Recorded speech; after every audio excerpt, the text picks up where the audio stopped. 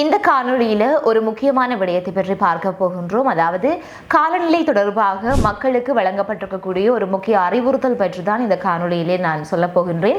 குறிப்பாக நாட்டிலே நடந்து முடிந்த அந்த இயற்கை அனர்த்தம் பற்றி உங்கள் எல்லாருக்குமே தெரியும், அவ்வளவுக்கு பாதிப்புகள் இருக்கின்றது. அந்த வகையிலே தற்பொழுது இந்த ஒரு அறிவுறுத்தல் பற்றி முன்னெச்சரிக்கையில் இருக்க வேண்டிய அவசியம் ஒவ்வொருவருக்குமே இருக்கின்றது. அதனால் தான் இன்றைக்கு இந்த காணொளியை நான் பதிவு செய்து கொண்டிருக்கின்றேன். அதே அடிப்படையில் இந்த காணொளியை பார்த்து கொண்டிருப்பவர்களும் முடிந்த அளவு தகவலை ஏனையவர்களுக்கு பகிர்ந்து கொள்ளுங்கள். ஆகவே என்ன விடயம் என்பதை நாங்கள் விரிவாக பார்க்கலாம். வணக்கம், நான் உங்கள் சங்கவி. வீடியோ பார்த்து கொண்டிருக்கிற நீங்க யாராவது இந்த சேனலை சப்ஸ்கிரைப் பண்ணாம பார்த்து கொண்டிருந்தீங்கன்னா சப்ஸ்கிரைப் பண்ணிட்டு பாருங்க. அப்படியே பக்கத்தில் இருக்கிற பெல் பட்டனையும் கிளிக் செய்து வைத்துக் கொள்ளுங்கள். அப்பதான் நான் போடுகிற வீடியோஸ் எல்லாமே உங்களுக்கு நோட்டிபிகேஷன்ஸா வரும். குறிப்பிட்ட இந்த ஒரு விடயம் தொடர்பான விரிவான தகவல் என்று சொல்லி நாங்கள் பார்க்கிறதுக்கு முதல் ஒரு சிறிய தகவல் ஒன்றை நான் உங்களுக்கு சொல்லுகின்றேன். அதாவது கடந்த நாட்கள்ல நான் இந்த வெள்ளத்தினால பாதிக்கப்பட்ட மக்களுக்கு உதவி செய்யறதுக்காக என்னுடன் இணைய விரும்புபவர்கள் இணைந்து கொள்ளலாம் அப்படின்னு சொல்லி தகவல் விடுத்திருந்தேன். அதே சமயம் உதவி தேவைப்படுபவர்களும் தொடர்பு கொள்ளும்படியாக சொல்லியிருந்தேன். அந்த அடிப்படையில் பலர் என்னை தொடர்பு கொண்டு என்னுடன் உதவிகளை என்னோடாக செய்து கொண்டிருக்கின்றீர்கள். அதே சமயம் உதவி தேவை என்று சொல்லியும் பலர் அழைக்கின்றீர்கள். நிச்சயமாக பலருடைய தொலைபேசி அழைப்புகளை என்னால் பதிலளிக்க முடியாத அளவுக்கு அவ்வளவு தொலைபேசி அழைப்புகள் வந்த வண்ணமாக இருக்கின்றது. அந்த அடிப்படையிலே அது பற்றிய ஒரு சிறிய இந்த நிலைமை என்ன, அதாவது இதுவரைக்கும் என்னவெல்லாம் நடந்திருக்கின்றது என்று சொல்லி ஒரு சிறிய அப்டேட் ஒன்றை தரலாம் என்று நினைத்திருக்கின்றேன். அதனை இந்த காணொலியில் இறுதியில் சொல்லுவேன். என்றால் தற்பொழுது என்ன அந்த முக்கிய தகவல் என்று கேட்பதற்கு பலர் வந்திருப்பீர்கள். ஆகவே இந்த முதல்ல இந்த செய்தியை பற்றி நான் சொல்லிவிட்டு அதன் பின்னராக அந்த அப்டேட்டை நான் தருகின்றேன். ஆகவே தொடர்ச்சியாகவும் இணைந்திருந்து அந்த விடயத்தை பற்றி நீங்கள் அறிந்து கொள்ளுங்கள். அந்த வகையிலே தற்பொழுது அந்த முக்கிய தகவலை பற்றி நாங்கள் பார்க்கலாம். இன்றைய தினம் டிசம்பர் மாதம் 7ஆம் தேதி 2025ஆம் ஆண்டாக இருக்கின்றது. அந்த வகையிலே இலங்கை முழுவதும் வரக்கூடிய நாட்கள், குறிப்பாக 14ஆம் தேதி வரைக்கும், இன்றிலிருந்து 14ஆம் தேதி வரைக்கும் பலத்த மழை கிடைக்கிறதுக்கான வாய்ப்பு இருக்கின்றது அப்படி என்று சொல்லி யாழ்ப்பாண பல்கலைக்கழகத்தின் புவியியல் துறையின் சிரேஷ்ட விரிவுரையாளரான பேராசிரியர் நாகமுத்து பிரதீபராஜா அவர்கள் தெரிவித்திருக்கிறார். உண்மைக்குமே இந்த நபரை பற்றி சொல்லியே ஆக வேண்டும். கடந்த நாட்களிலேயும் கூட ஒவ்வொரு நாளும் என்ன நடக்க இருக்கின்றது, என்னவெல்லாம் நடக்கும், எப்படி மக்கள் ஆயத்தமாக இருக்க வேண்டும் என்று சொல்லி அவ்வளவு தகவல்களையும் மக்களுக்கு உடனுடன் தந்து கொண்டே இருந்தார். முடிந்தளவு நான் அவருடைய அந்த முகநூல் பதிவை நான் இங்கே இணைத்துக் கொள்கின்றேன். அவரை பின்தொடர்பவர்கள் பின்தொடர்ந்து கொள்ளலாம். காரணம், அவர் அந்தளவுக்கு துல்லியமான பல விடயங்களை மக்களுக்கு தெரிவித்த வண்ணமாக இருக்கின்றார். ஆகவே அவரை பின்பற்றி கொண்டால் நிச்சயமாக உங்களுக்கும் பல தகவல்கள் முன்னாயத்தமாகவே உங்களுக்கு கிடைக்கக்கூடியதாக இருக்கும் என்றதை இந்த இடத்துல நான் தெரிவித்துக் கொள்கின்றேன். அதே சமயம் அவர் மேலும் தெரிவிக்கையிலே பார்த்தீங்கன்னா, இன்றைக்கு இலங்கையினுடைய தென்மேற்கு பகுதியை மையமாக கொண்டு வளிமண்டல தளம்பல் நிலை உருவாகிறதுக்கான வாய்ப்பு இருக்கிறதாக அவர் சொல்லியிருந்தார். உண்மைக்குமே தற்பொழுது இதை பற்றி நாங்கள் அக்கறையுடனும் அல்லது இதனை உண்மைக்குமே ஒரு முக்கியமான விடயமாக பார்க்க வேண்டும். எதற்காக அப்படி என்றால், ஏற்கனவே டிட்வா புயலினுடைய பாதிப்புல இருந்து இன்னமுமே மக்கள் மீளாமல் இருக்கின்றார்கள், மீள முடியாமல் இருக்கின்றார்கள். ஆகவே அப்படி ஒரு நிலைமை இருக்கக்கூடிய இந்த நேரத்தில் மீண்டுமாக ஒரு கனமழை கிடைக்கப்பெறுகின்ற பொழுது அந்த ஒரு நிலைமை எந்த அளவுக்கு தீவிரம் அடையும் என்றது உங்கள் எல்லாருக்குமே தெரியும். அதனால் தான் இந்த ஒரு விடயத்தினை நாங்கள் முக்கியமான ஒரு தகவலாக எடுத்துக்கொள்ள வேண்டியதாக இருக்கின்றது. அதே சமயம் அதிக ஈரப்பதன் கொண்ட கீழே காற்றுகளின் வருகையும் இருக்கும் அப்படி என்று சொல்லப்படுகின்றது. எனவே இன்றைக்கு முதல் எதிர்வருகின்ற 14ஆம் தேதி வரைக்கும் நாடு முழுவதுமே பல பகுதிகளுக்கு கனமழை கிடைக்கப்பெறும் என்று சொல்லி எதிர்பார்க்கப்படுகின்றது. குறிப்பாக மத்திய மாகாணம், தென் மாகாணம், மேல் மாகாணம், ஊவா மாகாணம், சப்ரகமுவ மாகாணம்,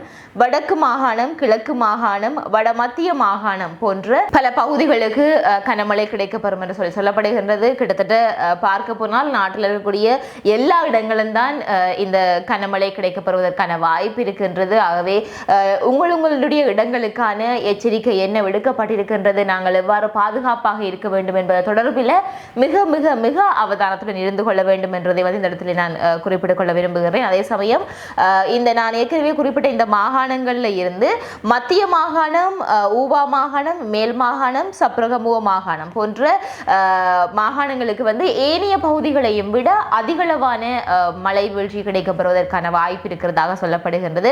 அதே சமயம் மலையக பகுதியை பொறுத்த வரைக்கும் மண் சரிவு மற்றும் வெள்ள அனர்த்தங்கள்ல இருந்து பாதுகாப்பான இடங்கள்ல இருக்கும்படியாக அறிவுறுத்தப்படுகின்றீர்கள். ஏற்கனவே நிறைய பேர் உங்களுடைய வீடுகள் முற்று முழுவதுமாக சேதமடைந்து, பகுதி அளவில் சேதமடைந்து வேறு இடங்கள்ல பாதுகாப்பான இடங்கள்ல தங்க வைக்கப்பட்டிருப்பீர்கள். ஆகவே அங்கிருந்து நீங்கள் வெளியேறாமல் அங்கேயே இருப்பது இன்னுமே மிக சிறந்தது. அதே சமயம் பாத்தீங்கன்னு சொல்லி சொன்னால் மலையகத்தில் உள்ள பல பிரதேசங்கள்ல மண் இன்னமுமே ஈர உள்ளடக்கத்தை முழுமையாகவே கொண்டிருக்கிறதுனால தற்பொழுது இருக்கக்கூடிய இந்த ஒரு காலநிலைக்கு குறிப்பாக ஒரு இந்த மாத இறுதி வரைக்குமோ அல்லது முடிந்த அளவுக்கு நீங்கள் உங்களுடைய பகுதிகளுக்கு செல்லாமல் பாதுகாப்பான இடங்களுக்கே செல்வது மிகவுமே சிறந்த ஒரு முடிவாக இருக்கும். அதே சமயம் டிட்வா புயலின் பின்னராக இதுவரைக்குமே இன்று வரைக்குமே ஆவியாக்கத்துக்குரிய வெப்பநிலை என்றது இதுவரைக்கும் நிலவவில்லை என்றுதான் உண்மையாக இருக்கின்றது. அதாவது மிக குறைவான சராசரி வெப்பநிலை தான் காணப்பட்டு கொண்டு வருகின்றது. குறிப்பாக சொல்ல போனால் கடந்த 3 நாட்களாக நுவரெலியா மாவட்டத்தில் சராசரி வெப்பநிலையாக 11 பாகை செல்சியஸ் வெப்பநிலை தான் காணப்பட்டு கொண்டிருக்கின்றது. உங்களுக்கு இதுல இருந்தே தெரியும் எவ்வளவுக்கு குறைவான வெப்பநிலை நாட்டின் பல பகுதிகளிலே கிடைக்கப்பட்டு கொண்டிருக்கின்றது என்று சொல்லி. அதே சமயம் இன்னமும் பல நீர்த்தேக்கங்கள் வான் பாய்ந்து கொண்டிருக்கின்றன. ஆறுகள் முழு கொள்ளளவையுமே கொள்ளளவோடுமே இருக்கின்றன. இந்த நிலைமையில தான் மலையகம் முழுவதுமே அவ்வப்போது கனமழை தரக்கூடிய ஒரு வளிமண்டல தளம்பல் நிலை தென்மேற்கு இலங்கையில இன்று முதல் உருவாகும் வாய்ப்பு இருக்கின்றது. ஆகவே இந்த குளங்களுக்கு அருகாமையில் இருப்பவர்கள் உங்களுடைய பிரதேசத்தை பற்றி நீங்கள் நன்கு அறிந்திருப்பீர்கள். ஆகவே அது பற்றிய முன்னெச்சரிக்கையுடன் மீண்டும் மீண்டுமாக இருக்கும்படியாக நான் அறிவுறுத்துகின்றேன். அதே சமயம் பாத்தீங்கன்னா இந்த வடக்கு கிழக்கு வடமத்திய மாகாணங்களை பொறுத்த வரைக்கும் குளங்களினுடைய நீர் மட்டத்தை தற்பொழுது முழு வளங்கள் மட்டத்தில் பேணாமல் சற்று குறைவான மட்டத்தில் பேணிக்கொள்ளலாம் அப்படி என்று சொல்லியும் அறிவுறுத்தி இருக்கின்றார். ஏனென்று சொன்னால் எதிர்வரும் ஜனவரி மாதம் நடுப்பகுதி வரைக்குமே வடகிழ் பருவமழை கிடைக்கும் என்கின்றதுனால பின் நாட்கள்ல இந்த கிடைக்கும் மழையை வைத்து முழு கொள்ளளவை பேணலாம். ஆகவே தற்பொழுது அதன் அளவை குறைத்துக் கொள்வது மிக சிறந்தது அப்படி என்று சொல்லி நாகமுத்து பிரதீபராஜா அவர்கள் வலியுறுத்தி இருக்கின்றார். அதே சமயம் இந்த டிசம்பர் மாதத்தினுடைய 3வது மற்றும் 4வது வாரத்தில் வங்களா விரிகுடாவில் 2 காற்று சுழற்சிகள் உருவாகி இலங்கை அருகே நிலை கொள்ளும் வாய்ப்பு இருக்கின்றது என்கிறதனை அவர் சொல்லி இருக்கின்றார். ஆனால் இந்த விடயம் ஒரு எதிர்வு கூறல் மாத்திரமே தவிர இதனை உறுதிப்படுத்தி சொல்ல முடியாது. ஆனால் இதனை எப்பொழுது உறுதிப்படுத்தலாம் என்றால் பின்னர் ஒரு அடுத்தடுத்த நாட்கள்ல இந்த ஒரு விடயத்தினை உறுதிப்படுத்தலாம். இருந்தாலும் அது பற்றி நீங்கள் எச்சரிக்கையுடன் இருந்து கொள்ளுங்கள். ஆகவே இந்த நாட்கள்ல மக்கள் தயவு செய்து ஒவ்வொருவரும் அலட்சியப்படுத்திக் கொள்ளாமல் இந்த ஒரு விடயத்தினை மிகவும் அக்கறையுடனும் ஒரு அவதானத்துடனும் நீங்கள் எடுத்துக்கொண்டு அது சார்ந்த முன்னெச்சரிக்கை நடவடிக்கைகளுடன் ஆயத்தமாக இருங்கள். ஏனென்றால் 600 கடந்து தற்பொழுது மரண எண்ணிக்கைகள் போய்கொண்ட வண்ணமாகவே இருக்கின்றது. டிட்வா புயலினுடைய தாக்கத்தினால இன்னுமே பலர் காணாமல் போயிருக்கின்றார்கள். மீட்பு பணிகள் நடந்த வண்ணமாக இருக்கின்றது. நிச்சயமாக அந்த உயிரிழப்பு எண்ணிக்கைகள் அதிகரிக்கிறதுக்கான வாய்ப்பு தான் இருக்கின்றது. ஆகவே ஒரு அனர்த்தத்தை கண்கூடாக பார்த்து விட்டோம். அதன் அழிவுகளையும் அதனால் ஏற்பட்ட பொருளாதார நஷ்டத்தினையும் பார்த்து விட்டோம். மீண்டுமாக ஒரு ஆபத்து இருக்கின்றது என்றதை தெரிகின்ற பொழுது அதற்கு மீண்டும் மீண்டுமாக நாங்கள் ஒரு முன்னாயத்த நடவடிக்கை எடுக்காமல் மீண்டும் அதற்குள் போய் சிக்கப்படாமல் தயவு செய்து அனைவரும் முன்னாயத்த நடவடிக்கைகளுடன் எச்சரிக்கையுடன் இருந்து கொள்ளுங்கள் என்றதை இந்த இடத்தில் தெரிவித்துக் கொள்கின்றேன். அந்த வகையிலே தற்பொழுது அந்த உதவி திட்டம் தொடர்பான தகவலுக்கு வருவோமாக இருந்தால் நிச்சயமாக பலர் என்னை தொடர்பு கொண்டு உதவிகளை தந்திருந்தீர்கள். உங்கள் எல்லாருக்குமே என்னுடைய மனமார்ந்த நன்றிகளை இந்த இடத்துல தெரிவித்துக் கொள்கின்றேன். அந்த வகையிலே நான் தற்பொழுது வரைக்கும் பார்த்தீங்கன்னு சொன்னால் மன்னார் மாவட்டத்தில் தேவன்பட்டி எனப்படக்கூடிய பகுதியிலிருந்து என்னை தொடர்பு கொண்டு உதவி தேவை அப்படின்னு சொல்லி கேட்டிருந்தார்கள். ஆகவே அந்த பகுதியில் இருக்கக்கூடிய 23 குடும்பங்களுக்கு 5000 பெறுமதியான உலருணவு பொதிகள் கொண்டு சென்று கொடுத்திருந்தோம். அதே சமயம் முழங்காவிலேயும் 2 குடும்பங்கள் என்று சொல்லி மொத்தமாக 25 குடும்பங்களுக்கு அன்றைய நாள் அங்கே உதவிகளை செய்து செய்திருந்தோம். அதன் பின்னராக மலையக பகுதிகளுக்கும் இந்த ஒரு உதவி திட்டம் சென்று அடைய வேண்டும் என்று சொல்லி எண்ணியிருந்த வேளையில உங்களுக்கு தெரியும் சாஹு கிரியேஷன்ஸும் இந்த உதவி திட்டத்திலே ஈடுபட்டு கொண்டு வருகின்றார்கள். ஆகவே அவர்களிடம் சென்று அங்கே எல்லாவற்றையும் பார்த்து என்ன பொருட்கள் தேவைப்படுகிறது, உண்மைக்குமே அவர்கள் எல்லா பகுதிகளுக்குமே பிரித்து பிரித்து ஒவ்வொரு பகுதிகளாக பொதிகளை அனுப்பிய வண்ணமாக இருக்கிறார்கள். ஆகவே அங்கு என்ன பொருட்கள் தேவைப்படுகின்றது என்றதை கேட்டறிந்து அங்கேயுமே நாங்கள் பொருட்களை வாங்கி மலையகத்துக்கு அனுப்பி இருக்கின்றோம். அதே சமயம் இன்றைய தினம் நான் நிச்சயமாக கொழும்புக்கு பயணமாகின்றேன். அதன் பின்னராக நாளைய தினத்தில் இருந்து பார்த்தீங்கன்னு சொன்னால் கொழும்புல இருந்து பல குடும்பங்கள் குறிப்பாக வெள்ளம்பட்டிய பகுதியில் இருந்து எல்லாமே என்னிடம்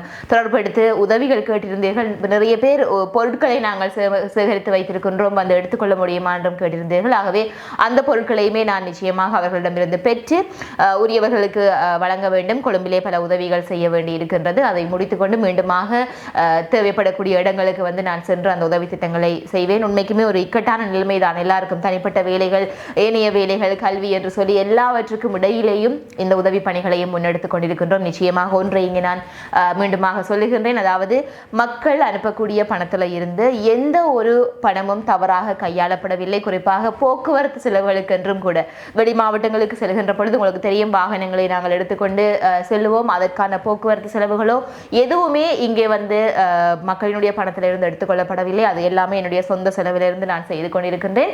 அதே சமயம் அந்த மக்கள் தரக்கூடிய அந்த பணம் அப்படியே மக்களுக்கான உதவியாகவே சென்றடைந்து கொண்டிருக்கின்றதை இங்கே நான் சொல்லிக் கொள்கின்றேன்.